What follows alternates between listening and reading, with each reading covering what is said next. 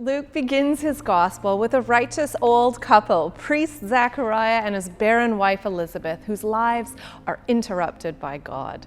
Joy breaks into their world in ways they could not have imagined. To be thorough in our joy spotting, we need to revisit the last words in the Old Testament from the prophet Malachi. "See, I will send the prophet Elijah to you. He will turn the hearts of the parents to their children and the hearts of the children to their parents." And then we have around 400 years of silence. No words of God are recorded. No messengers show up until one day an angel shows up, breaks the silence, and tells Zechariah that Elizabeth would have a son and to call him John.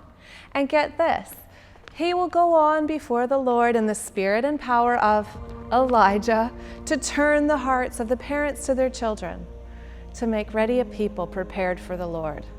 And, by the way, even before his birth, he will be filled with the Holy Spirit. Talk about unexpected joy. All of this was about to happen inside of Elizabeth's tired old body. What happens next? Elizabeth conceives a miracle baby in a nearly impossible geriatric pregnancy. And she says, "This is what the Lord has done for me when he looked favorably on me and took away the disgrace I have endured among my people." Her quiet joy sings out, "God has taken away my shame. He did it." And there is still more joy. Baby John the Baptist in her womb recognizes baby Jesus in Mary's womb and leaps or somersaults with delight. Now pause.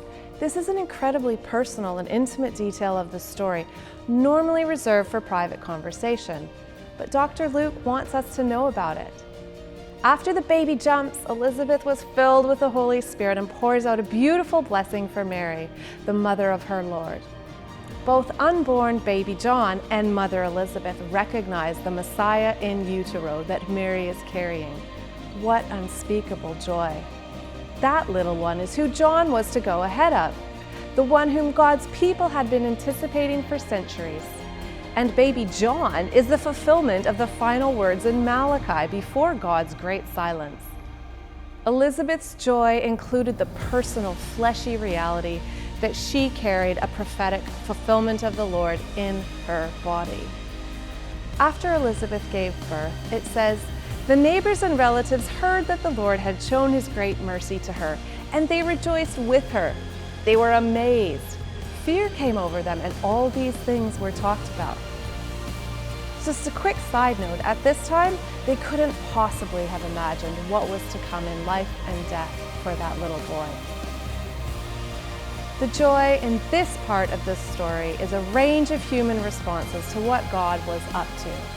These faithful people, although surprised and at times fearful, were alert enough to notice God's presence and willing to take a risk to participate in God's activity in the world. The living God, mercifully working in their lives, was the very source of their joy.